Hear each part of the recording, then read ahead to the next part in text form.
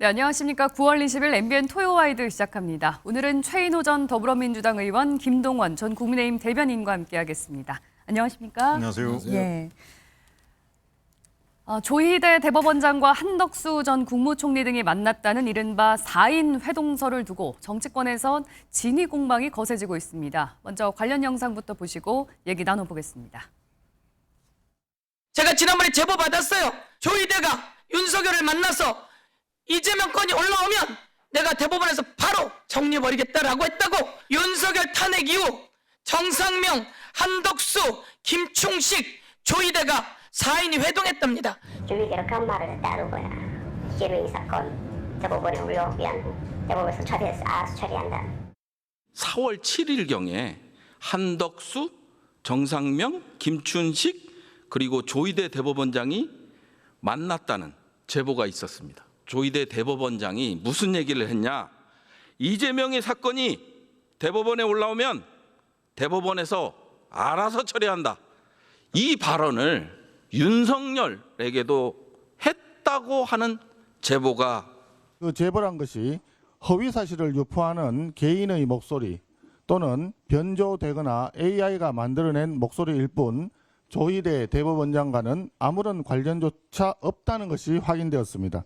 지금 조희대 대법원장을 비롯한 그 당사자들이 좀 일제 부인하고 나선 거 아니겠습니까? 예. 그렇다고 한다면 그 최초에 거론하신 분께서 해명을 하시는 것도 좋은 방법일 것 같습니다. 예, 관련 의혹이 어떻게 흘러왔는지 한번 쭉 먼저 듣고 오셨습니다. 그러니까 민주당에서 조 대법원장의 사퇴를 촉구하면서 이른바 4인 회동설 의혹을 제기했는데 이 부분에 대해서 지금은 진위 공방으로 좀 흐르고 있습니다. 어떻게 보고 계십니까? 네, 그렇습니다. 서영교 부성찬 의원의 주장은 당의 공식적인 주장이라든지 또는 당 지도부의 공식적인 주장은 아니다 하는 점을 먼저 말씀을 드리고요. 서영교 의원이 문제 제기를 한 것은 뭐 AI 음성이다 아니다 뭐 진위 공방도 있지만 그런 열린 공감에서 보도되었던 것을 법사위에서 들었던 것뿐만 아니고 현직 국회의원, 지난 정권에서 핵심적인 역할을 했던 현직 국회의원으로부터도 제보를 들었던 것이다 라고 복수의 관계자로부터 똑같은 말을 들었다. 4인 회동설에 대해서. 그렇기 때문에 이것은 특검 수사를 통해서 반드시 확인을 해야 될 일이고 또 그 제보자들이 특검 수사가 된다면 증언할 용의가 있다라고까지 출석할 용의가 있다고까지 이제 전했습니다. 네. 그래서 뭐 특검 수사가 뭐 진행이 될지 안 될지는 좀 더 지켜봐야 되겠습니다만 국힘 쪽에서 고발을 하겠다고 했으니 뭐 수사는 전개되지 않겠습니까? 그럼 수사가 되면 저것이 과연 이제 음성 AI인지, 그러니까 음성은 AI가 맞더라도 그 제보 내용 자체는 맞는 것인지, 이제 이것이 이제 수사로 밝혀지지 않겠나 봐지고요. 예. 다만 저희들의 당의 입장은 이런 진위 공방으로 흘러서는 안 된다.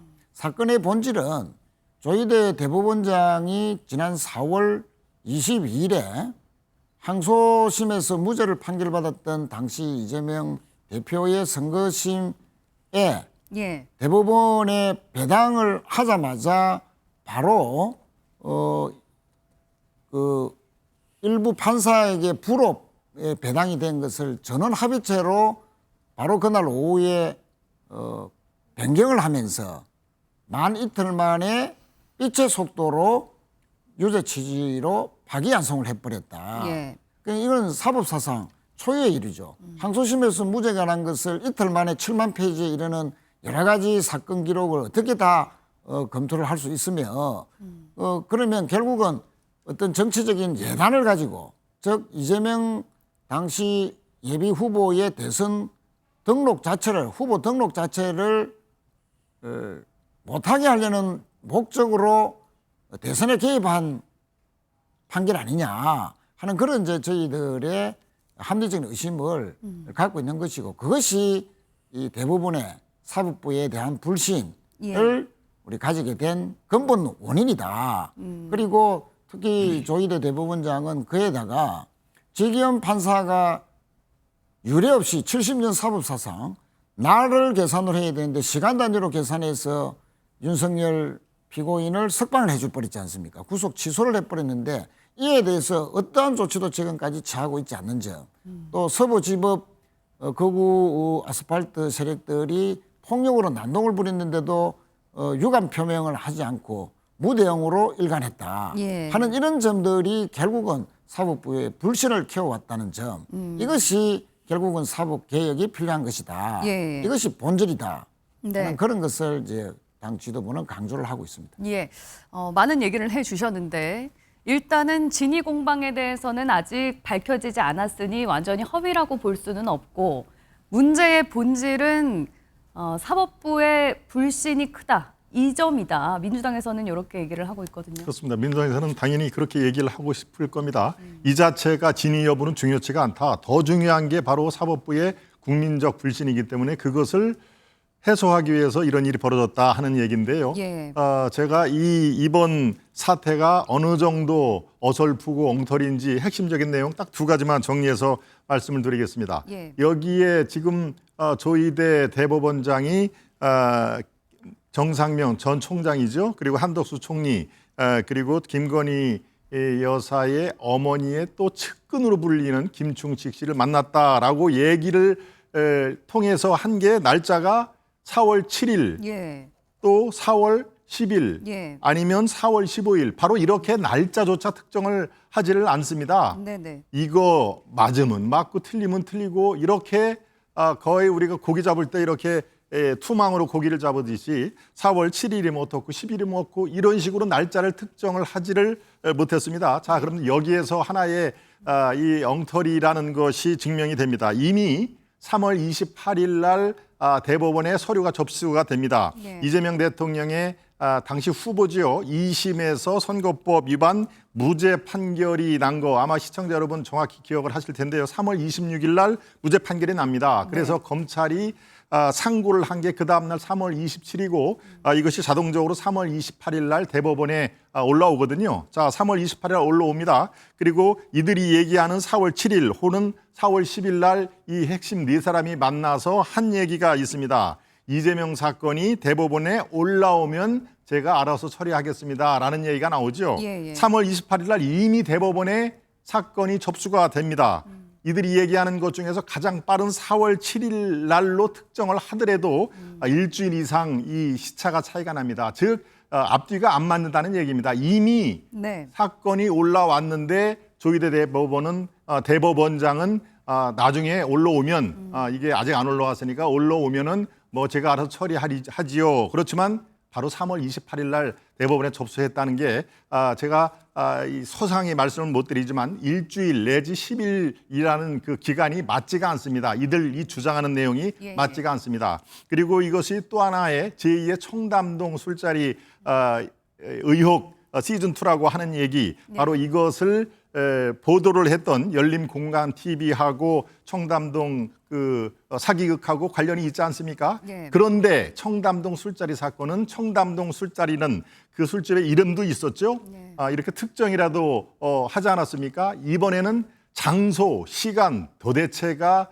국민들이 그럴 수 있겠구나라고 하는 근거가 전혀 없다는 사실, 이것이 정말 너무 어설프고 이 지금 민주당이요 의석을 하나 갖고 있는 정당이라면 제가 이럴 수도 있지, 왜 존재감을 자꾸 부각을 시켜야 되니까 저렇게 근거가 하나도 없는 것을 이렇게 쇼킹요법으로 제기를 할 수도 있지라고 하는데, 민주당은 지금 범여권이 190석을 갖고 있는 대한민국의 여당입니다. 여당이 저렇게 아무의 근거가 없는 상황에서 아니면 말고 식에 이 불을 지피는 거, 이것은요 징벌적 손배, 이게 바로 이재명 대통령이 취임 100일 때 아주 눈에 이 눈심을 찌푸리고 얘기를 한 거 아닙니까? 대한민국의 어떤 뭐 유튜브라든가 이거 이러면 안 됩니다. 바로 그 사람이 한 이상의 몇십 배의 징벌적인 손해배상 이거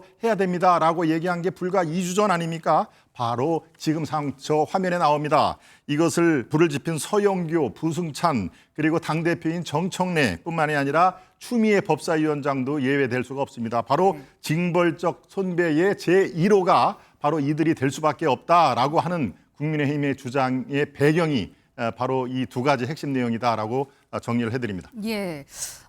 해당 의혹이 너무 앞뒤가 맞지 않는다. 또 그 부분은 수사를 통해서 좀 알아봐야 될 필요가 있다라고 말씀을 해주셨는데요. 여야에서는 어떻게 얘기를 하고 있는지 관련 영상 보시고 얘기 이어가겠습니다. 억울하시면 저는 특검에서 당당하게 출석해서 수사를 받고 본인이 명백하다는 것을 밝혀주면 될 일이 아닌가라고 저는 조언을 드립니다. 날조와 조작과 공작이 들통나니까 지금 딴소리를 하고 있는 것이죠. 수사받으면 밝혀질 일이라고 했습니다. 민주당 의원들에게 말씀드립니다. 수사기관에 가서 수사를 받으십시오. 그러면 밝혀질 일입니다. 지금 서로 수사를 받아야 한다라는 입장을 들어보셨는데 일단 뭐 면책특권 얘기도 나오고요. 지금 국회의원이 이런 확인되지 않은 발언을 한 부분에 대해서는 면책특권을 좀 남용한 것이 아니냐라는 지적도 나오고 있습니다. 이 부분은 어떻게 보십니까? 네, 국회의원의 면책특권은 국회라는 장소는 어쨌든 뭐 의심이 가거나 의혹이 있거나 또 비판을 하거나 또 지적을 해야 될 부분이 있을 때는 가감없이 국민들의 알 권리를 충족하기 위해서 또 발언에 제약이 있어서는 소위 민의의 정당으로서의 역할을 제대로 하지 못한다는 그런 취지에서 이제 면책특권을 둔 것인데 네. 이번 이런 이제 법사위에서 또는 국회 본회의장에서 했기 때문에 면책특권이 적용되는 것은 맞습니다. 예. 다만 조금 이제 아쉬운 것은 이렇게 중요한 문제 제기를 할 때는 당 지도부와 일정한 이제 교감과 또 정돈된 대응 방향에 대한 나름대로의 언론이 되고 난 뒤에 이렇게 문제 제기를 했었으면 하는 그런 그 큰 아쉬움은 분명히 있는 것은 사실이죠. 그런 측면에서 서영교, 부승찬 의원들 두 분이 나름대로의 근거와 제보들이 또 특히나 뭐 현직 국회의원에게서부터 제보를 들었다라고까지 주장을 했기 때문에 필요한 경우에는 분명히 뭐 뭔가 내놓을 그런 시기가 오지 않겠나 이래 봐지고 특히 이제 특검 수사가 진행된다면 그 제보자들이 출석해서 진술할 용기까지 있다라고 들었다라고 했기 때문에 서영교 의원은 나름대로의 근거는 분명히 있어 보입니다. 네. 다만 거듭 말씀드리지만 이런 부분들이 진위 공방으로 흐르는 것은 당 지도부가 나름 좀 경계를 하는 것은 맞습니다. 왜냐하면 이 진실인지 아닌지는 이제 수사를 해봐야 밝혀지는 내용이지. 그러나 사건의 본질은 분명히 변하지 않고 있다. 아까도 말씀을 드렸지만 조희대 대법원장이 직권으로 소부에 배당이 된 것을 전원합의체로 바로 해부하자마자 이틀 만에 7만 페이지에 이르는 것을 다 검토도 하지도 안 하고 정치적 예단을 가지고 이재명 예비 후보에 대한 유죄 취지로 파기환송을 해버리고 또 그 부분 바로 배당받자마자 또 기일을 잡으려 했단 말이죠. 만약에 그것이 어떤 그 여론이나 국민들의 사법권에 있는 대선 개입 아니냐라는 많은 지적과 비난 여론이 없었더라면 그대로 만약에 재판이 진행되었다면 이재명 당시 후보는 등록을 못했을 겁니다. 그러면 바로 그 파기환송한 날 그 다음 날 한덕수 총리는 대선 출마를 선언해버렸거든요. 그것은 결국은 한덕수 전 총리를 대통령으로 만들려는 의도하에서 한 건 아니냐라는 그런 이제 의심을 우리는 계속적으로 가지는 것이죠. 그래서 사법사상 유례없이 빛의 속도로 그것도 고법에서 무죄로 난 판결을 그렇게 뒤집고 했으면 신중하고 시간을 가지고 더더군다나 대선 등록을 2주일밖에 남지 않은 시점에서 그런 판결을 할 수 있느냐? 네. 명백한 대선 개입이었다, 정치적인 재판이었다라는 네. 그 사건의 본질은 변함없이 유지되고 있고, 이 부분에 대해서 조희대 대법원장이 책임 있는 해명과 설명이 있어야 되고, 예. 그것 때문에 국민들의 사법 불신이 커져가고 있다 하는 부분을 지적한 문행배 헌법재판소장의 따끔한 지적을 우리는 다시 한번 환기해야 되겠다, 그런 생각입니다. 예, 그러니까요. 뭐 계속 사법부에 대한 이제 뭐 불신 관련한 문제를 짚어주고 계십니다만, 제가 질문드렸던 서영교 의원의 의혹 제기와 관련해서 이제 당내에서 의혹을 제기했던 부분에 대해서는 당 지도부와는 논의를 사전에 하지 않았기 때문에 이 부분은 아쉽지만, 일단 국회의원이라서 면책특권이 적용된다. 따라서 이 발언에 대해서는 뭐 자체적으로 책임까지 질 필요는 없다, 이런 뜻인가요, 그러면? 그러니까 이제 지금 진위 여부 자체가 뭐 국힘에서 수사를 의뢰한다고 하니까 수사는 진행되지 않겠습니까? 그 진위 여부는 수사를 통해서 밝혀지겠죠. 예, 만약에 이게 허위로 판명이 난다면. 만약이라는 뭐 전제 하에서 저희들이 뭐 대답할 그런 단계는 지금 아니겠고요. 예. 다만 아까 말씀드렸듯이 AI의 육성이라 하더라도 네. 그 제보 내용 자체가 신빙성이 있다. 그러면 그 당시에 조희대 대법원장이 과연 이제 수사를 해보면 누구와 통화를 했는지 뭐 이런 여러 가지 이제 정황들이 나올 것 아닙니까? 네. 그것까지는 우리가 좀 더 지켜봐야 될 일이다. 다만 아쉬운 것은 이런 주장을 할 때 좀 당내의 책임 있는 지도부와의 어떤 조율과 예. 협의 과정이 분명히 좀 전개되었더라면 하는 그런 아쉬움은 분명히 크다 하는 점도 말씀드리는 겁니다. 예.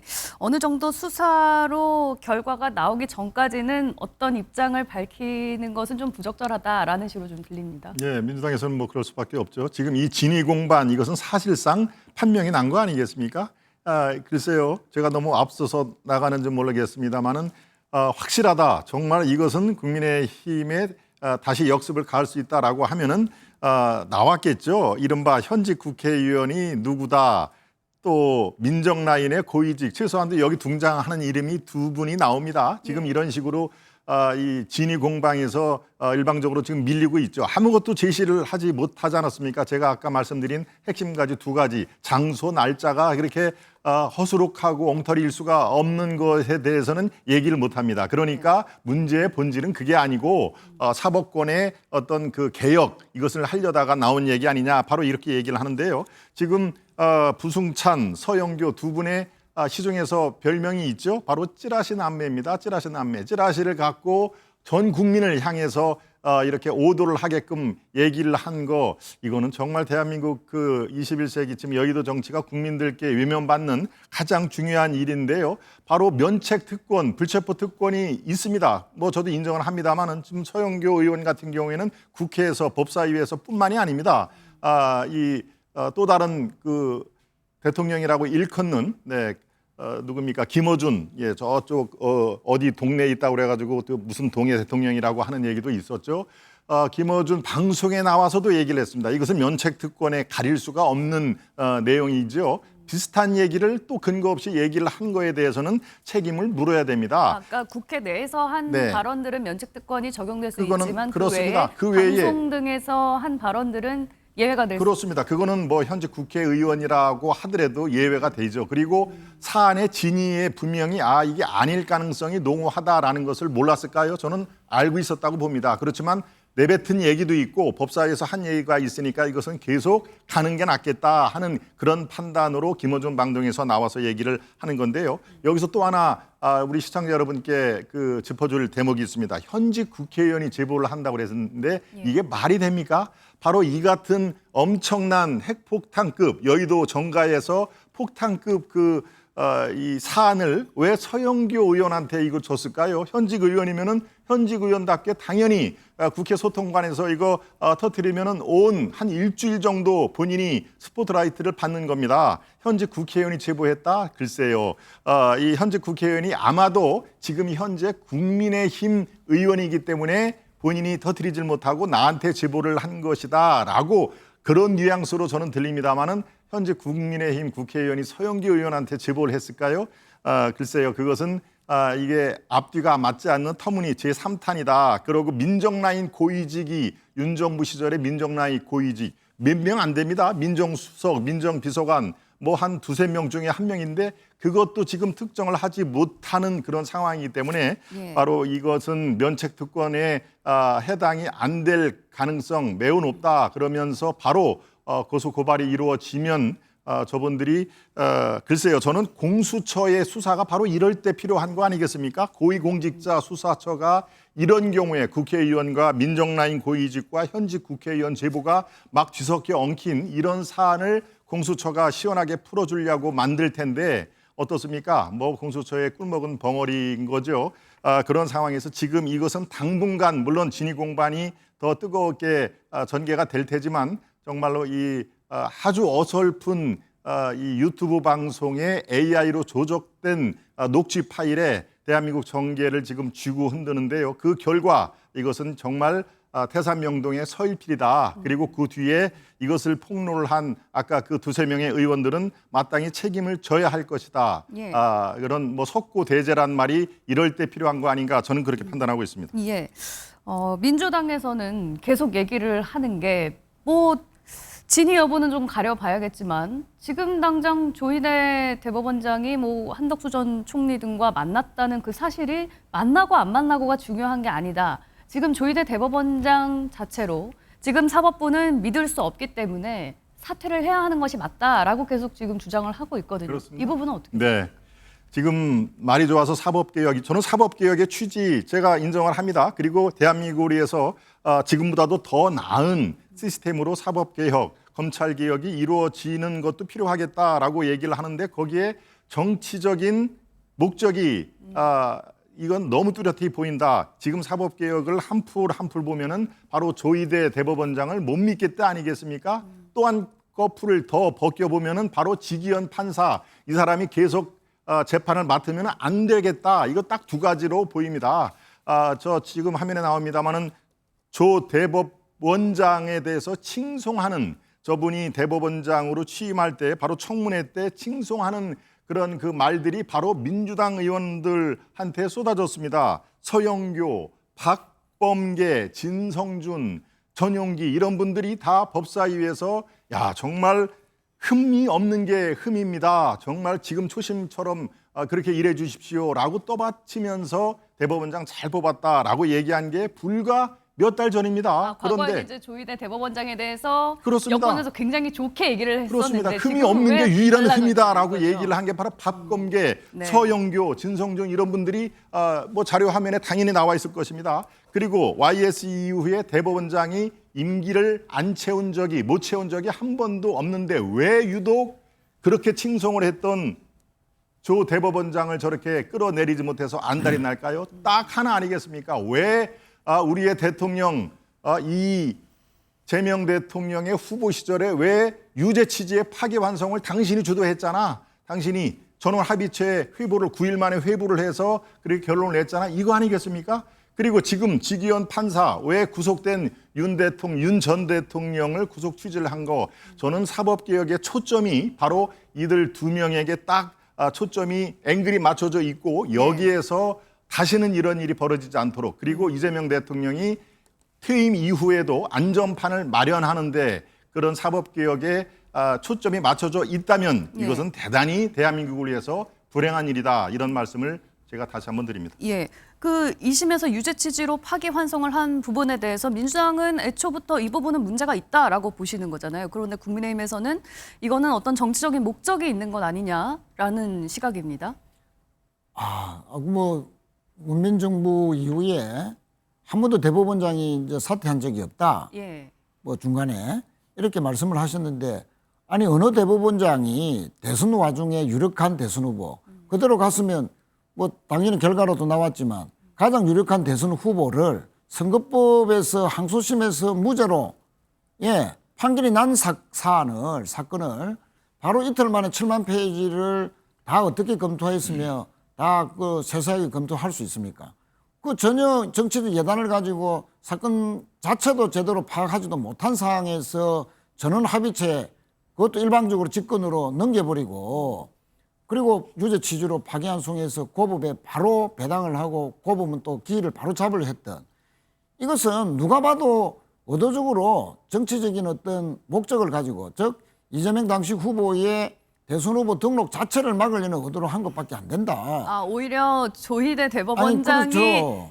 야당에 유리한, 지금 야당에 유리한 정치적 목적을 달성하기 위해서 그런 판결을 내렸다라고 당연하죠. 보시는 그러니까 건가요? 한덕수 전 총리가 기다리고 있다가 딱 바로 대선 출마를 선언했던 네. 이런 일련의 일들이 어떻게 그냥 우연이라고 할 수 있느냐. 또 사법사상 초유의 빛의 속도로 그렇게 어떤 직권 남용의 판결을 할 수 있느냐 하는 그런 이제 저희들의 주장이 예.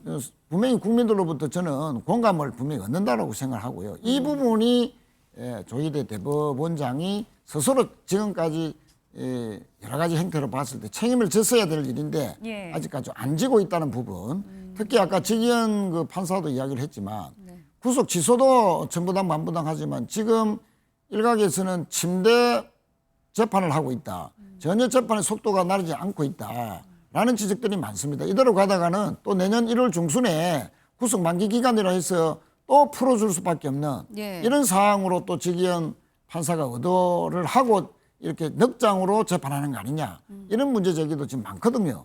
이런 부분에 대해서 왜 대법원장은 일체의 어떤 설명이나 합리적인 조치가 없느냐 예. 하는 점도 우리가 주장하는 본질이다 하는 것을 말씀드리겠습니다. 예, 뭐 서로 이제 다른 의미에서 정치적 목적이 있다라고 말씀을 해주셨는데요. 어쨌든 민주당에서는 현재 사법부를 믿을 수가 없다. 그래서 지금 3대 특검과 관련해서 1심과 2심을 맡을 내란 전담 재판부를 설치하는 법안을 발의했습니다. 관련 영상 보시고 얘기 이어가겠습니다.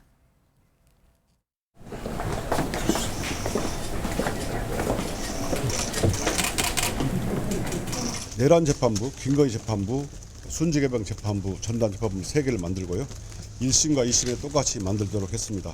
당론은 아니고 그 내용에 대해서는 구체적으로 좀 확인해 봐야 됩니다. 내란 특위에서 내란 특별재판부 포함된 법안을 오늘 제출하는 것 같아요. 그래서 그 내용들에 대해서는 우리 그 당 지도부 차원과의 논의된 그런 내용들은 아니어서.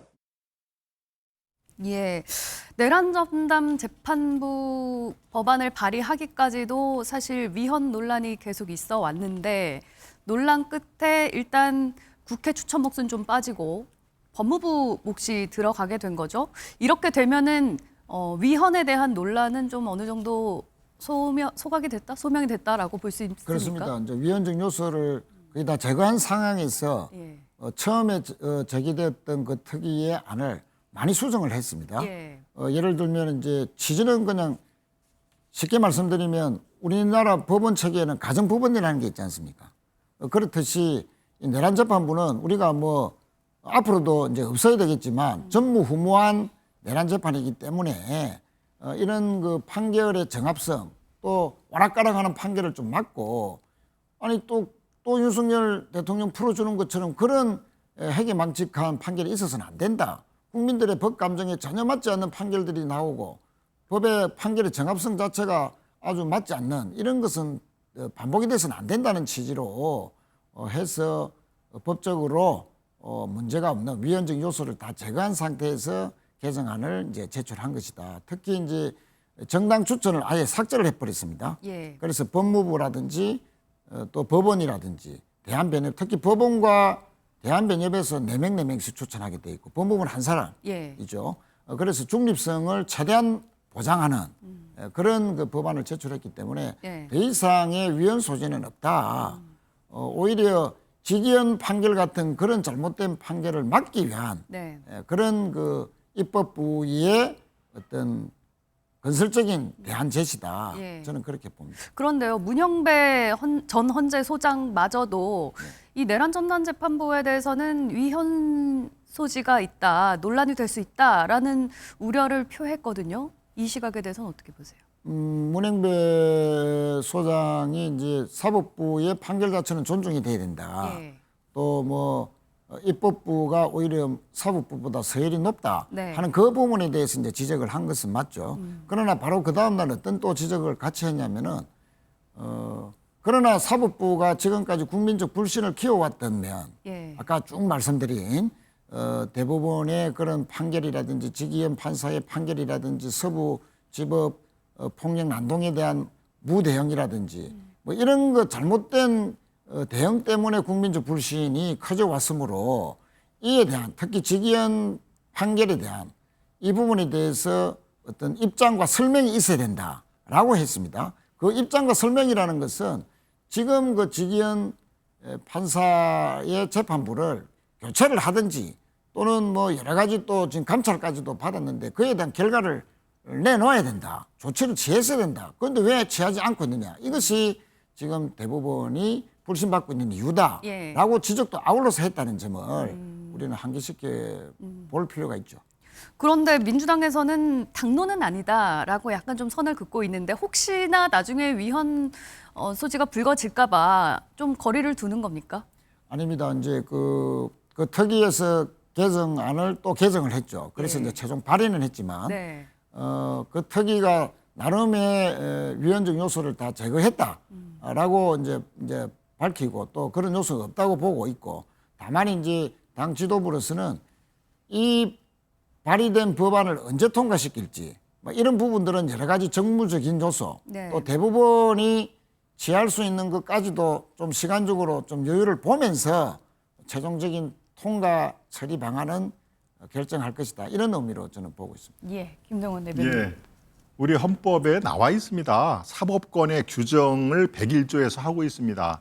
사법권은 법관으로 구성된 법원에 속한다라고 딱 돼 있습니다. 110조에는 뭐라고 되어 있습니다. 특별법원으로는 군사재판을 둘 수 있다 이렇게 되어 있습니다. 101조와 110조 두 가지만 놓고도 이게 위헌 소지가 다분하다라는 것을 민주당의 이 율사 출신들은 몰랐을까요? 당연히 알았을 것입니다. 문영배 전 소장의 이거 헌재로 올라가면은 위헌의 소지가 있다.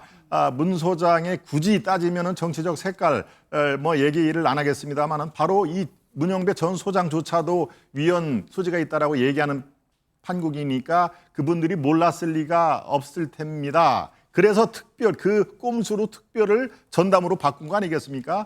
예, 특별하면은 뭔가 옛날에 반민특위 뭐 이런 이 부정적인 그런 게 있으니까 바로 내란 전담 재판부로 나왔습니다는 글쎄요. 이게 가린다고 해서 가린 게 아닙니다. 여기에 국회 몫을 빼고 법무부를 집어넣었더군요. 법무부는 뭡니까? 행정부에 속한 거 아니겠습니까? 입법, 사법, 행정 중에서 행정부가 사법권을 휘두른다라는 그런 이 그림이 그려지는 상황 아닙니까? 자, 이것은 또 어떻게 위헌 소지를 또 피하려고 추가로 꼼수를 더 쓰실 예정입니까? 그러니까 하나 더 풀려고 하나가 또 문제고 또 이것을 마치 두더지 게임처럼 얘기를 하는데요. 저는 지금 상황에서 의석의 절대 다수를 차지한 아마 민주당의 정청래 대표와 이재명 대통령의 뜻대로 이것도 아마 강행 처리를 할 것으로 좀 내다 보입니다. 이제 그렇게 보면은 글쎄요, 국민들의 어떤 눈높이라든가 그 후폭풍을 지금 상당히 예의주시할 텐데요. 네. 국민들이 이거에 대해서 저는 좌시하지를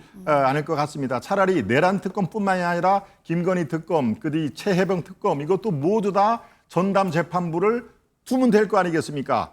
서울지법에 또 별도의 방 하나 틀어서 내고 서울고법에도 그 3평짜리 방 하나 틀어가지고 하면은 모든 세 가지 특검의 결과도 그들의 전담 재판부에 의해서 좌지우지 될 텐데 그럴 경우에 글쎄요 국민들이 안 보는 것 같아도 다 지금 상황 파악을 하면서 예의주시하고 있다 이런 점만 강조를 드립니다. 예, 뭐 민주당이 법안을 발의해서 올리면 사실 국민의힘으로서는 막을 방법은 없는 거죠. 아무 장치가 없습니다. 정말 이 국회 내에서 이렇게 소수당의 어떤 그 비애 이것은 뭐 당연히 지난 총선에서 저도 총선에 출마했던 입장이지만 국민의 심판을 저도 받았던 사람입니다. 그런 의미에서 지금 상황에서 정말 참 이 가슴이 많이 아픈데요. 이건 뭐 국민께서 그 의석을 그대로 인정을 해 주신 결과니까 그거에 대해서는 제가 인정을 합니다만은 예. 지금 국회 내에서 국민의힘에서 할 수 있는 역할이 글쎄요 필리버스터 외에는 할 게 뭐가 있습니까? 필리버스터가 무슨 효과가 있나요? 24시간 지연되는 거 외에는 효과가 없는 거 다 알고 계십니다. 그래서 이제 장애투쟁이라는 또 이 카드를 지금 우리가 펼친데요. 이 국민의힘에서 지금 할 수 있는 게 전혀 없다. 그리고 국민들께 지금 상황이 일당 민주당의 독재 체제로 가는 거에 대한 호소 외에는 할 게 없다라는 말씀을 거듭드립니다. 예. 말씀하신 것처럼 국민의힘에서는 이제 할 수 있는 카드로 장외 집회를 꺼내 들었습니다. 당장 내일 대구에서 장외 집회를 열기로 했는데요. 관련 영상 먼저 보고 오시겠습니다. 이미 의회는 장악됐습니다. 행정 권력도 장악됐습니다. 이제 사법부만이 남았습니다. 그래서 이렇게 대법원장을 몰아내는데 민주당이 광기를 부리고 있는 것입니다. 내일 대구에서 우리 당원들과 국민들과 함께 모여 더불어민주당을 강력히 규탄하고 이런 무도한 사법부 장악과 1인 독재 체제 구축을 막아내기 위한 결의를 다지겠습니다. 저희가 국회를 팽개치고 장외로 나간다라든지 이런 신호는 전혀 아니라는 말씀 먼저 드립니다. 필요하다면 앞으로도 저희가 도저히 이거는 뭐 납득할 수 없는 폭정이다. 특히 뭐 지금 어제 내란 전담 재판부 설치법을 발의를 했는데 이런 부분들을 헌법 위헌적인 민주당이 특히 위헌적인 뭐 어떤 입법주를 가면 계속 이어간다 그러면 저희도 거기에 맞서는 대규모 집회는 뭐 언제든지 열 수 있다 그렇게 그러면 필요한 사안별로 저희가 뭐 대국민 보고대회가 됐든 규탄대회가 됐든지 뭐 장소는 국회가 되든 장외가 되든 아마 기획은 계속 할 것 같습니다. 수도권에서 한 번 정도 더 할 수도 있는데 수도권 집회는 아직 결정된 것은 없습니다. 예, 거의 뭐 조국 사태 이후에 6년 만인가요? 국민의힘이 이제 거리로 나서게 됐습니다. 김 대변인님도 내일 이제 대구에 가시는 건가요? 네, 저도 청주의 당협위원장으로 현재 있기 때문에 당원들과 함께 뭐 총력을 기울일 예정입니다.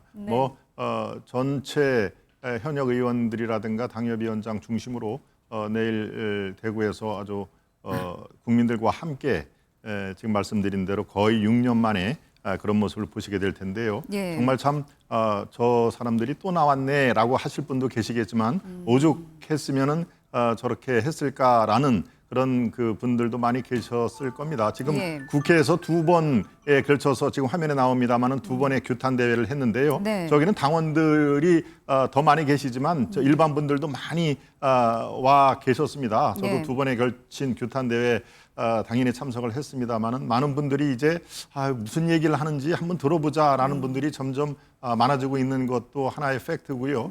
내일 대구에서 아무튼 좀 이재명 그 정부가 귀담아 들을 그럴 내용은 정말 이 국정에 반영을 했으면 좋겠다라는 희망사항도 가져봅니다.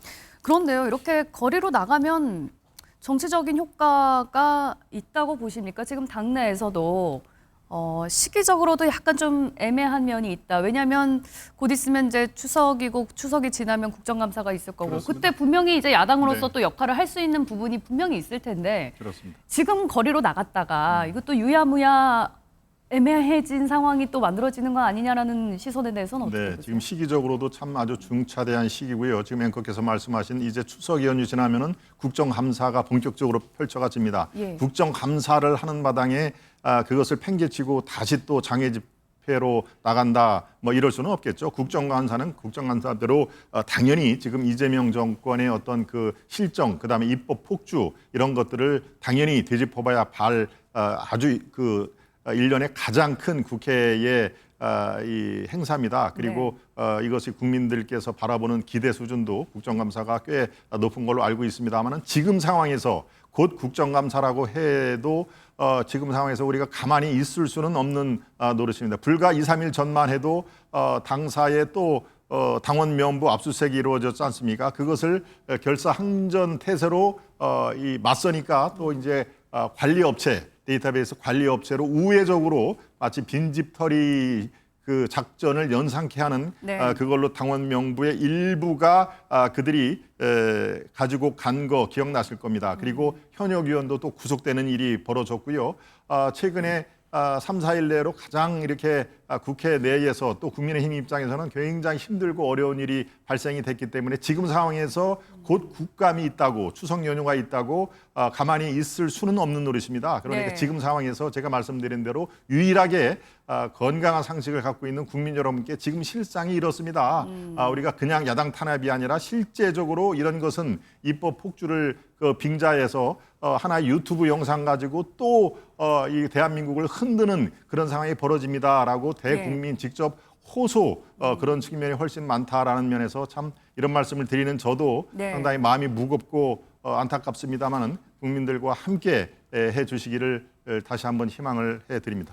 그런데요, 국민의힘에서 사실 걱정하는 부분이 또 있는 것 같습니다. 이 장애 집회 때 일부 깃발이나 피켓 등을 가져오지 말라 이렇게 좀 금지를 했던데 그렇습니다. 네. 자칫 그 아스팔트 우파라고 불리는 네. 이 사람들과 섞여서 이 사람들의 목소리가 더 커지는 것을 우려하는 그 부분 때문인 거죠. 네, 그런 면이 없지 않아 있습니다. 그리고 지난번에 아마 전당대회 때 그 모습, 예. 뭐 배신자를 외치면서 전당대회가 소란에 빠지는 그런 모습을 이렇게 상기를 하실 분도 계실 텐데요. 바로 그런 의미에서 예컨대 특정 문구가 사용되는 이 피켓 이런 것들은 금지를 했습니다. 이거 중앙당에서 다 전국 당협으로 다 내려가 있고요. 근데 이게 아마 막는다고 막아질까요? 이제 그 결기를 보이면은 그걸 준비하는 이른바 광장 세력도 자제의 모드로 돌아갈 걸로 보입니다.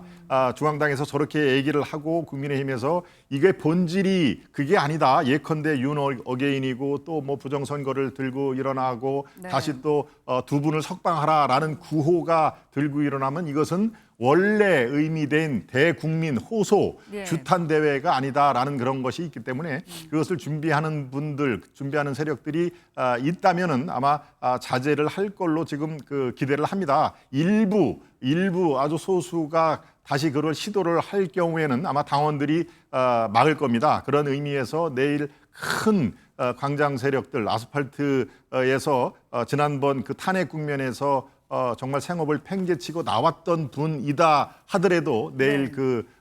집회의 성격이 대국민 호소 규탄 대회다라는 것을 한 번 더 인식해 주시길 바랍니다. 예, 최인호 의원님. 장애 집회 할 때가 아니죠. 지금 국민의힘은 국민들께 자중자비하면서 사과해야 되는 타이밍 아닙니까?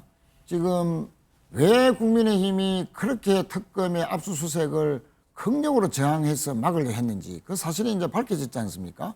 충격적이죠. 11만 명의 통일교 신도들이 집단적으로 국민의힘에 입당한 사실이 지금 밝혀졌습니다. 아직 사실로 밝혀졌다기보다는 이제 통일교 신자들로 추정되는 그렇죠. 명단이 지금 아마 그게 확보가 아마 됐고 그 아직 명단이 확인을 좀 해봐야 되죠. 그렇습니다. 물론 최종적인 확인은 특검에서 하겠지만 예. 지금 여러 가지 보도나 특검에서 흘러나오는 이야기를 보면은 일단은 11만 명의 신도들이 당원으로 돼 있다는 부분은 확인이 됐다 하는 것이 맞는 것 같고요.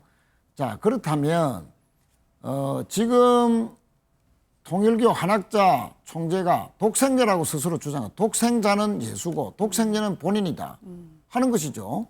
이거는 있을 수도 없는 그런 주장을 하면서 결국은 자신의 뜻이 관철되는 나라를 위해서 노력하겠다라는 것이 지금 국민의힘의 집단적인 그런 교도들의 신도들의 당원 가입으로 해서 당대표의 전당대회 때나 또 대선 후보 선출되는 과정에서 만약 이런 입당한 통일교 신도들이 막강한 영향력을 행사했다면 이것은 어떤 돈을 주었다, 정치 자금을 주었다는 그런 법률적인 위반을 넘어서는 어떤 헌법 20조의 정교 일치는 안 된다 하는 정교 분리의 원칙에도 어긋나는 어떤 위헌적인 부분이 분명히 있을 수 있다 하는 것이기 때문에 지금 어떻게 보면 국민의힘이 지금 최대 위기에 빠졌고 이 부분에 대해서 맹맹백백하게 국민들에게 밝히고 소명하고 또 사과할 일이 있으면 사과해야 될 이 장면에서 이 시국에서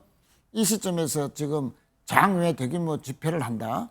그것은 도대체 과연 맞느냐. 국민들로부터 상당한 고립을 자초하는 길이다라고 생각하고요. 예. 또 권성동 의원의 정치 자금도 저렇게 보호하고 야당 탄압이라고 할 수 있는 성질이냐.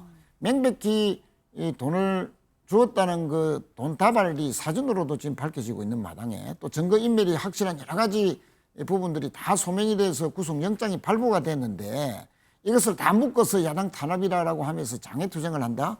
이것은 스스로 고립될 것이고 내일 장외집회 일회성으로 그칠 뿐이다.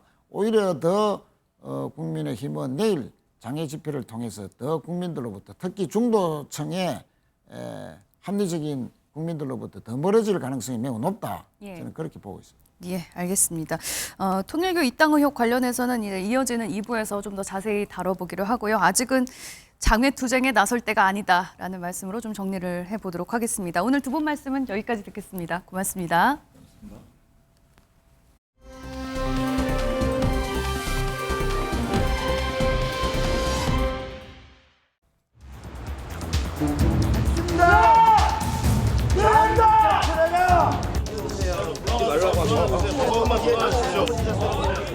자, 조금만 기다려주세요. 연락해서 곧 도착하실 거예요. 통보 받은 사람 데려가 시간을 알려주셔야 돼요. 통보 받은 사람 데려가니 그 사람 압수된 대상이가? 저거 아니잖아요.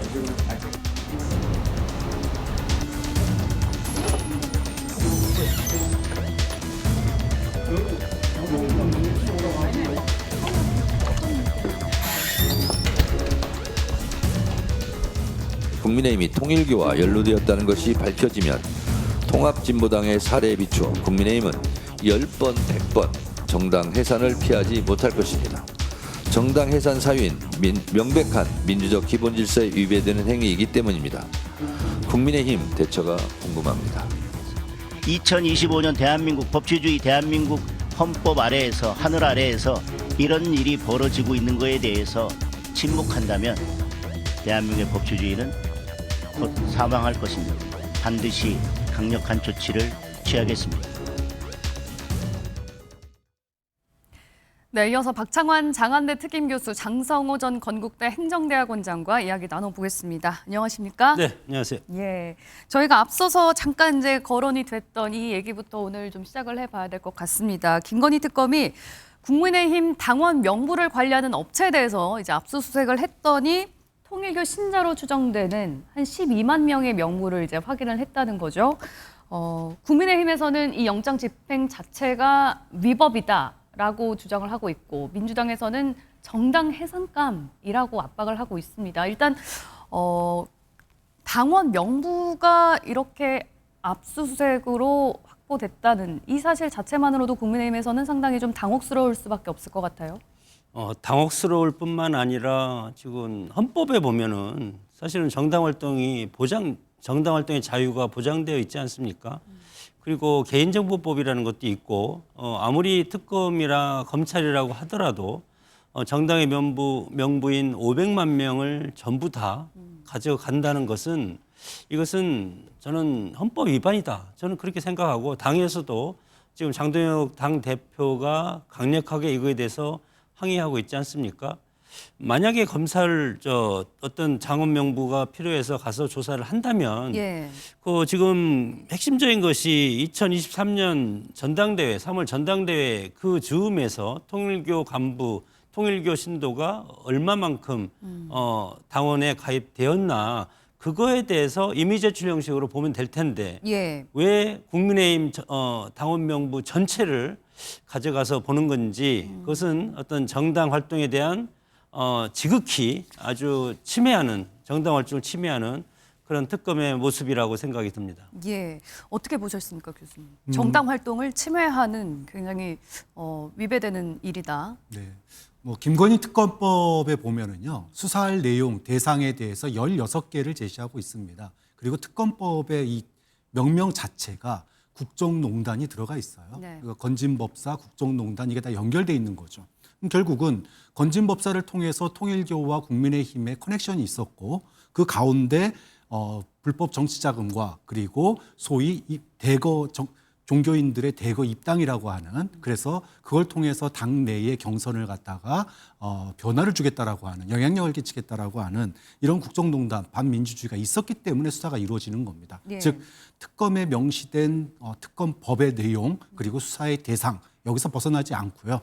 법에 따라서 법원에 의해서 발부받은 영장을 집행한 건데 이거를 국회의원들이 특히 국민의힘 국회의원들이 야당 탄압이다 그러고 막으니까 이것을 갖다가 실효적으로 집행하기 위해서 서버 관리 업체를 갖다가 침탈을 한 건데 예.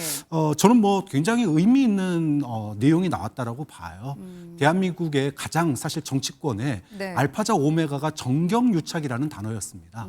그런데 정교유착이라고 하는 거는 듣도 보도 못한 용어예요. 국민의힘이 지난 박근혜 탄핵 이후에 새롭게 소위 거듭나겠다라고 얘기를 했는데 예. 거듭난 게 국정농단은 그대로 이루어지고 특정 종교, 그것도 유사 종교에 의해서 예. 당이 좌우지되고 있다라고 하는 이런 그 내용들이 물론 앞으로 수사가 더 진행돼야 되겠지만 예. 굉장히 충격적일 수밖에 없고 예. 그런 점에 있어가지고 정당도 법을 갖다가 위반하면 안 됩니다. 예. 과거에 민주당 내에 당내 경선에 돈봉투 사건이 있었어요. 네. 그때 국민의힘이 그때 뭐라고 그랬습니까? 당내 자유도 중요하지만 당내 경선도 중요하지만 예. 그것이 법을 어겨가면서 하면 안 되는 거다. 그렇기 때문에 거기에 대해서 강제적으로 수사를 진행하지 않았습니까? 예. 마찬가지예요. 국민의힘은 과거 3년 전에 자신들이 민주당에 대해서 당내 민주주의를 갖다가 위배하는 사안들에 대해서 날카로운 법의 잣대를 들이댔듯이 지금 권성동 의원과 통일교 간의 이런 정교 유착에 대해서 특검의 수사에 대해서 위법이라고 얘기하는 것은 국민들 앞에서 본인들이 3년 전에 얘기했던 거를 갖다가 손바닥 뒤집듯이 뒤집고 손바닥으로 하늘을 가리는 격이다라고 봅니다. 예. 오히려 국민의힘에서 종교와 정치는 분리된다는 이 헌법 규정을 어긴 것이다. 이 부분이 더 위배되는 일이다라는 말씀이신데 어떻게 들으셨습니까? 그것은 나중에 특검이라든가 법원에서 이거에 네. 대해서 판단을 해봐야 되지 않겠습니까? 그리고 신규 입당을 한다고 하더라도 실질적으로 당대표 선거에 투표권을 가지려면 3개월이 지나야 됩니다. 예. 그렇기 때문에 그 즈음에 입당한 것을 가지고 이것이 전당대회라든가 이런 데 영향을 끼쳤다고 볼 수도 없을 것 같고, 물론 헌법 제20조 2항에 보면은 정치와 종교가 분리되고 예. 종교의 자유가 있고 그리고 종교 분리 원칙, 이것은 우리 헌법적인 정신인 것은 사실이지만 예. 그럼에도 불구하고 정치와 종교가 정말 실질적으로 국민의힘과 통일교가 실질적으로 당원 가입을 임의적으로 통일교가 손을 잡고 했다는 그런 어떤 증거가 나와야 되지 않겠습니까? 예. 물론 그 특정해서 11만 명이 나왔다고 하더라도 이것은 11만 명이라는 것은 10분의 1밖에 안 됩니다. 우리 당원에 10분의 예. 1밖에 안 되기 때문에, 그리고 그 시점도 전반적으로 그 2023년 3월 전대 이전, 그리고 소위 말해서 지금 윤영호 전 통일교 세계본부장이 1억 원의 어떤 불법 정치자금을 수수했다는 그 즈음에 입당한 통일교 교인, 그리고 이 입당 원서에는 그런 거 없지만 통일교 교인과 지금 국민의힘의 입당자를 당원 명부를 대조한 결과 그렇게 나왔다는 것 아니겠습니까? 그렇기 네. 때문에 그 시기에 정말 조직적으로 했다는 그런 것들이 밝혀지진 않는 한 이것은 우리 헌법 제20조 2항의 정교 분리 원칙에 예. 과연 어긋난다고 볼 수 있을 것인가? 그것은 법원에서 재판을 통해서 나중에 밝혀져야 된다고 봅니다. 예. 근데 통계학에 대해서 국민의힘 내부에서 이제 지금 당원 수가 500만 명인데 예. 그 중에 12만 명이면 통일교 신자가 120만 명이니까 예. 통계학적으로 의미 없는 얘기 아니냐, 예. 같은 비율 아니냐 이렇게 얘기하는데 네. 실질적으로 통일교 신자의 수가요. 물론 오래된 자료이긴 하지만 한민족 민족문화 백과사전 같은 데 보면은 당시 90년대 말 기준으로 67만 명 얘기가 나오고 있습니다. 그럼 실질적으로 추산되는 실제 수는 얼마냐? 예. 외국인이라든지 일본에 있는 신도들 빼고 나면 예. 실제로 국내 신자 수는 한 20만 명에서 30만 명으로 추정이 돼요. 120만 명이 아니라요? 그렇죠. 실제 신자 수는 20-30만 명으로 추정이 되고요. 예. 그중에 12만 명이 국민의힘 당원이라고 하는 얘기는 네. 굉장히 전교 차원에서 통일교 차원, 조직 차원으로 네. 당원 가입을 한 게 아니냐라고 하는 의구심이 생기는 거고요. 두 번째, 500만 당원이라고 얘기를 하지만 예. 그동안 국민의힘을 거쳐간 모든 당원들, 네. 당명 바뀔 때마다 거쳐간 사람들 다 모아놓고 500만인 거예요. 실질적으로 전당대회를 했을 때 네. 투표권을 가진 사람은 많아봐야 40만 명에서 60만 명 사이입니다. 그러면 물론 이제 앞으로 특검에서 당원 가입 시기라든지 예. 또 소위 말하면은 책임당원, 권리당원의 어떤 그 당비 납부 여부 네. 이거를 살펴봐야 되지만 비율로 따지면은 굉장히 높은 비율이라는 거예요. 그것도 특정 종교, 우리가 흔히 이제 일반적인 뭐 기독교, 불교 이걸 얘기하는 게 아니지 않습니까? 개인에 의해서 마치 뭐 하나님의 딸이라고 주장하는 사람, 그 사람에 의해서 죽으라면 죽는 인정도 하는 그런 분들 12만 명이 있다라고 하는 것은 예. 국민의힘의 사실상 어떤 그 결정, 전당대회의 결정에 굉장히 영향력을 실제로 미쳤는지 안 미쳤는지는 따져봐야 되겠지만 예. 의도만 있다면 실제로 낼 수 있는 의미 있는 숫자이기 때문에 이 부분을 갖다가 통계학적으로 뭐 이거는 뭐 있을 수밖에 없는 일이다 이렇게 얘기하는 것은 예. 굉장히 뭐라 그럴까요? 통계를 가지고 사실 말장난하는 것에 불과한 거 아니냐 이렇게 보는 거죠. 일단 뭐 국민의힘에서 주장하는 이른바 그 통계 법칙은 일단 표본 자체가 좀 맞지 않다 이제 이런 실질적인 말씀이시고. 영향력이 있다라는 겁니다. 예.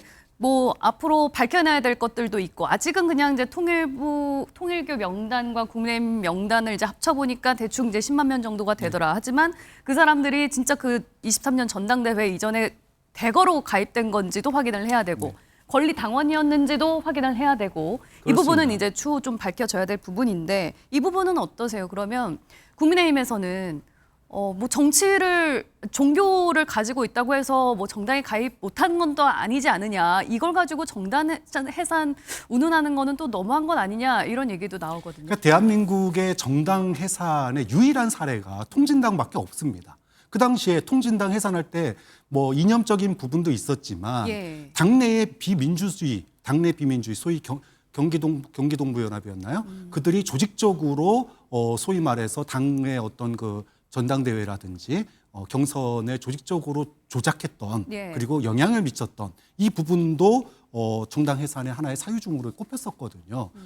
그런 점에서 본다면 우리가 뭐 일반적으로 국민들이 보편적인 종교, 그러니까 같은 종교라도 정치적인 색깔은 다르잖아요. 예. 같은 기독교인이라도 다르고 천주교도 다르고 불교 다릅니다. 네. 그런데 우리가 흔히 얘기하는 유사종교, 통일교라든지 신천지라든지 이런 데가 문제가 되는 것은 1인에 의해서 그 총재라든지 종교의 대표자에 의해서 그들의 정치적인 신념마저도 바뀌는 것, 그리고 그걸 통해서 마치 군대처럼 획일적인 행동을 하는 것, 이것 때문에 문제가 되는 거거든요. 그런 점에서 앞으로 뭐 앞서 얘기하신 것처럼 권리당원 유무, 그다음에 당원 가입 시기 이건 따져봐야 됩니다, 분명히. 예. 그걸 통해서 물론 뭐 준비는 하고 실제로 뭐 나중에 이제 그 됐을 때 돈을 안 냈을 수도 있기 때문에 예. 그 의도까지는 모르겠지만 어쨌든 굉장히 의미 있는 앞서서 얘기했지만 굉장히 비중이 높은 그들이 한쪽으로 표를 쏠림에 따라서 예. 전당대회 결과가 바뀔 수도 있는 그런 의미 있는 표기 때문에 좀 그런 점에서 본다면은 앞으로의 수사 결과에 따라서 국민의힘에 미치는 여파 그리고 국민들이 통일교나 신천지를 바라보는 시각 이것도 굉장히 저는 부정적이라고 보거든요. 예. 그런 점에 있어서 국민의힘이 뭐 통일교든 신천지든 국민 아니냐 이렇게 얘기한다면 예. 저는 국민의힘 스스로가 고립을 자초하는 행위다라고 봅니다. 예, 그러니까 문제는 뭐 이제 그 중에서 권리당원 숫자가 몇 명인지 확인이 되더라도 자발적으로 당에 가입을 한 건지 아니면 종교에서 뭐 조직적으로 강제로 당원 가입을 시켰는지 또 이 부분이 드러나야 되는 거 아니겠습니까? 국민의 입장에서는 자발적인 입당이라고 볼 수밖에 없고 예. 그리고 입당 원서에 종교란이 없지 않습니까? 그러면 국민의 입장에서는 접수를 할 때 이분들이 통일교 교인이든 불교 교인이든 천주교인이든 누군지 알 수 없는 그런 상황에서 예. 페이퍼를 통해서 입당을 하던 아니면 인터넷 사이트를 통해서 입당을 하던 그리고 입당한 다음에 당에서는 기계적으로 처리를 하는 것뿐입니다. 그리고 이런 부분에 있어서 지금 좀 전에 제가 말씀드렸지만 입당을 하고 나서 아무리 책임당원이라고 돈 내는 당원이 책임당원인데 예. 책임당원이라고 할지라도 3개월이 지난 다음에 투표권이 주어지지 않습니까? 예. 그런 상황에서 이것은 통일교에 의해서 조직적으로 개입한 것이다. 그렇게 해서 해석을 해서 이 문제를 진단을 하면 그것은 당연히 정치와 종교가 분리한다는 헌법에 위반되는 건 맞죠. 예. 그럼에도 불구하고 우리 국민의힘 입장에서는 국민의힘에서는 뭐 권성동 의원도 그거에 대해서 강력하게 부인을 했고 그렇기 때문에 권성도 의원이 부인했는데 다른 사람들은 이것을 알 수가 있겠습니까? 그래서 당으로서는 이것에 대해서 원론적으로 대처할 수밖에 없고 일단 당원 명부라든가 이것을 특검에서 압수수색해서 가져갔으니까 그러면 일단은 특검에서 이거에 대해서 조사를 해서 내놓고 그다음에 법원에 가서 우리가 따져봐야 될 것 아니겠습니까? 예. 그런 상황에서 뭐 민주당 입장에서는 이것이 정당 해산 사유다, 민주적 기본 질서에 위배된다. 네. 뭐 그렇게 얘기를 하고 있지만 과연 헌법재판소에서 민주적 기본 질서에 위배되는 사항인지 그것은 정말 우리가 명확한 팩트로 인해서 통일교가 정말 전 조직을 동원해서 10만 명 정도 이렇게 입당을 시킨다는 것이 그러면 통일교 통일교에 입당한 그 교인들이 예. 양심선을 할 수도 있을 것이고 그러나 그런 것이 지금 없지 않습니까? 다만 이 당원 명부에 나온 여러 가지 통일교 교인과 이거 대조해 보니까 예. 그런 숫자가 나왔다는 그럼에도 불구하고 국민의힘이 좋아서 통일교 교인들이 11만 명이 입당이 돼 있는데 그것을 그러면 그렇게 입당이 된 것을 조직적으로 입당이 됐다고 네. 임의적으로 우리가 판단해서 이거에 대해서 라떼를 붙이면 되겠습니까? 그것도 문제가 있다고 생각이 듭니다. 예. 이런 가운데요. 이번 주에 국민의힘 권성동 의원이 현역 의원 중에 처음으로 특검에 구속이 됐죠. 그리고 통일교 한학자 총재에 대해서는 구속영장이 청구되면서 이 통일교 수사에도 속도가 붙는 모습입니다. 관련 영상 보시고 얘기 이어가겠습니다. 통일교 측으로부터 어떠한 자금도 수수한 바가 없습니다. 통일교 관계자로부터 어떠한 금품을 수수한 바가 없습니다. 통일교의 전당대회 도와달라고 하셨습니까? 그런 사실 없습니다. 말 맞추기 시도하셨나요? 그런 적 없습니다. 한학자 총재에게 현금 받으셨나요? 검사를 20년 했고 정치는 16년 했습니다. 문제가 될 수 있는 돈을 받을 만큼 어리석지 않습니다. 문재인 정권 때에 검찰 탄압 수사가 생각이 납니다. 저는 그때도 결백했고 이번에도 결백합니다. 김건희 씨에게 목걸이와 가방 전달하는 이러는데 수고가 많아요. 나중에 들으세요. 왜 오늘 일방적으로 조사 날짜 정하셨습니까? 내가 아파서 그랬어요. 수술 받고 아파서 그래요. 그만. 권성동 의원에게 1억 원 왜 전달하셨나요? 내가 왜 그럴 필요가 있습니까? 청탁을 직접 지시하거나 승인한 게 아닌가요? 없어요. 김건희 여사한테도 목걸이 가방 전달한 적 없으신가요? 내가 왜 그래야 하는데.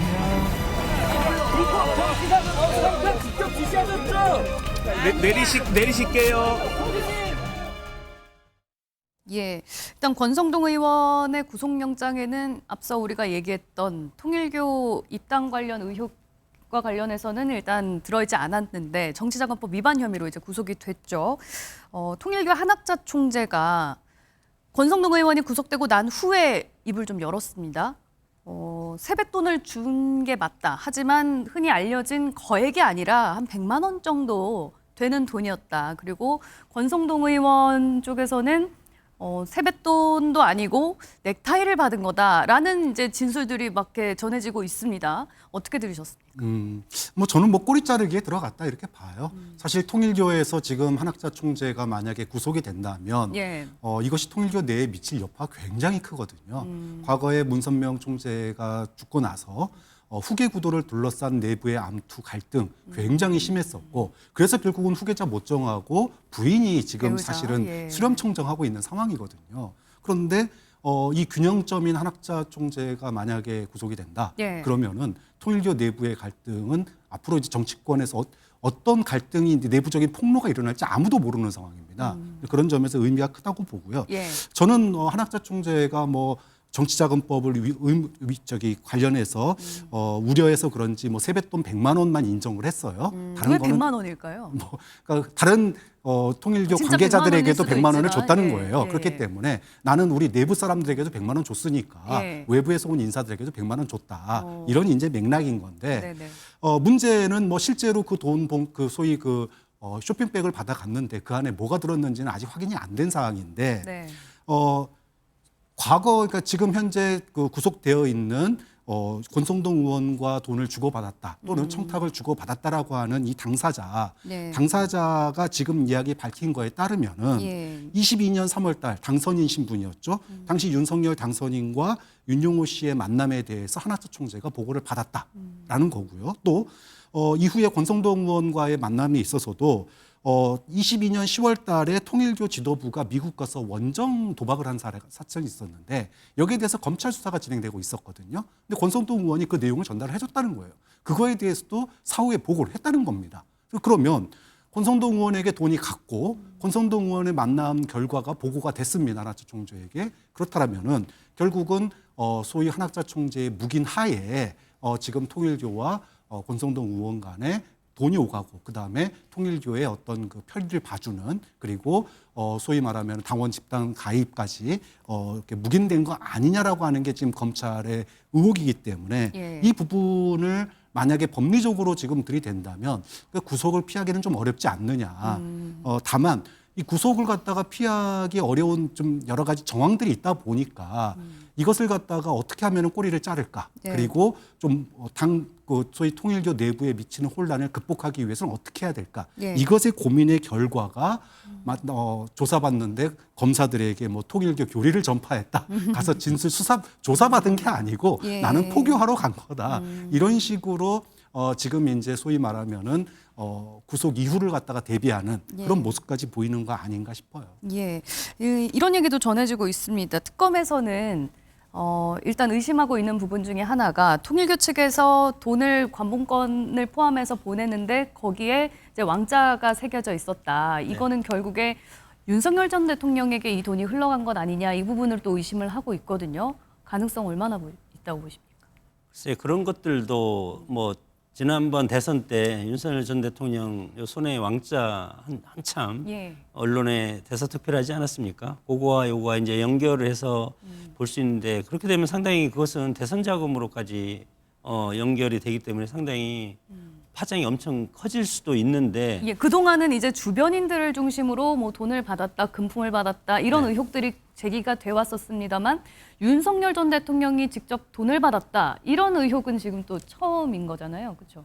근데 뭐 받았다는 것은 아니고 의혹이. 그럴 개연성이 있다는 것인데 그것은 개연성일 뿐이지 그러면 그것에 대해서 이 돈이 윤석열 대통령한테 흘러갔다는 그런 입증할 수 있는 것이 없지 않습니까? 다만 추측을 할 뿐이고 통상 뭐 통일교나 종교 단체 특히 불교 쪽에나 이런 데 보면은 왕자라는 것이 가장 뭐 귀중한 그런 어떤 선물의 표장용으로도 할 수가 있는 것이고 그것이 뭐 굳이 이것이 이 돈이 윤석열 대통령한테 갈 관봉권의 돈, 왕자 돈이다. 그렇게 해서 딱 적시할 수는 없다고 저는 생각이 듭니다. 네, 알겠습니다. 다음 이슈로 좀 넘어가 보도록 하겠습니다. 차기 대통령을 묻는 여론조사 결과가 나왔는데요. 차기 대통령을 묻는 여론조사에서 눈에 띄는 인물들이 있었습니다. 조국혁신당 비대위원장과 장동혁 국민의힘 대표가 각각 8%, 7% 이렇게 2위를 기록했습니다. 물론 아직 두 자릿수까지 나오지는 않기 때문에 뭐 크게 의미 있는 수치인가 이렇게 볼 수도 있긴 하겠습니다만 이제 벌써 차기 지도자가 거론되고 있는 이 상황 어떻게 보셨습니까? 저게 무슨 의미가 있나 싶어요. 뭐 자녀분 계시니까 알겠지만 이제 100일 잔치 막 치른 애한테 너 커서 아들 날래 딸 날래 너는 그러면 결혼하면 아들 날지 딸 날지 그걸 예측하는 거랑 무슨 너무 이른감이 있다. 너무 이른 거죠. 이제 이재명 대통령 100일 지났습니다. 그리고 지지율이 무슨 뭐 후계구도 얘기가 나올 분위기도 아니에요. 갤럽 조사에서 지금 지지율 60%가 다시 회복이 됐습니다. 자, 이런 상황에서 후계구도 얘기 나오는 것 자체가 좀 이건 어불성설이고요. 좀 의미 있다라면은 왜 조국이고 왜 장동혁이냐. 결국은 지금 진영 대결로 다시 이렇게 치닫고 있는 상황에서 가장 소위 말하면 강도 높게 가장 세게 얘기하시는 분들이 그나마 한 자릿수이긴 하지만 가장 앞서 있다라는 거. 소위 강성 주자들, 그렇죠. 강성 목소리를 내고 있는 사람들이 지금 좀 높은 지지율을 받고 있다. 그렇죠. 그러니까 지금 사실은 이게 이제 정치권에서 진영 대결, 무한 대결에 빠질 수밖에 없는 게 과거 같으면은 대통령이 탄핵됐어? 그러면 대선 졌어? 그러면 그 당에서는 당연히 개혁과 혁신의 목소리가 나와야 돼요. 그런데 국민의힘은 오히려 더 뭐 어게인 윤 이쪽 뭐 전환길의 힘 이런 식으로 전당대회가 치러졌거든요. 그럼 당연히 탄핵을 추진하고 국민의힘을 비판했던 국민들 입장에서 보면 저 당은 상종 못할 당이 되는 거예요. 그러다 보니 정치적인 대립과 갈등이 더 심해지는 거고 그 대립과 갈등이 심할 때는 가장 앞장서 싸우는 사람이 주목도와 언론의 주목도를 받기 마련이기 때문에 저는 뭐 그런 그 전국의 특성을 반영하는 것뿐이지 그리고 또 10%는 넘어야 정치적인 의미를 우리가 부여하거든요. 그런 점에서는 뭐 그런 지금의 갈등의 표현일 뿐이다. 뭐 정치적인 의미를 더 부여하기는 어렵다 이렇게 보는 거죠. 예, 맞습니다. 지금 의견을 유보한 응답자는 58%나 돼요. 그렇기 때문에 뭐 큰 의미가 없다고 볼 수도 있습니다만 굳이 의미를 또 찾자면 좀 강성 목소리를 낸 주자들이 좀 높은 지지율을 받고 있다라는 이제 입장이시거든요. 정치는 뭐 통합과 미래 비전이고 미래 방향성이지 않습니까? 그렇기 때문에 대선이 끝나면 당연히 언론을 비롯한 국민들 사이에서는 차기 주자가 누구냐, 차기 포스터가 누구냐 그거에 관심을 쏠리는데 물론 그런 상황이 되면은 현직 대통령은 상당히 레임덕이라고도 할 수 있는 그런 영향이 오기 때문에 상당히 불편할 수도 있겠습니다.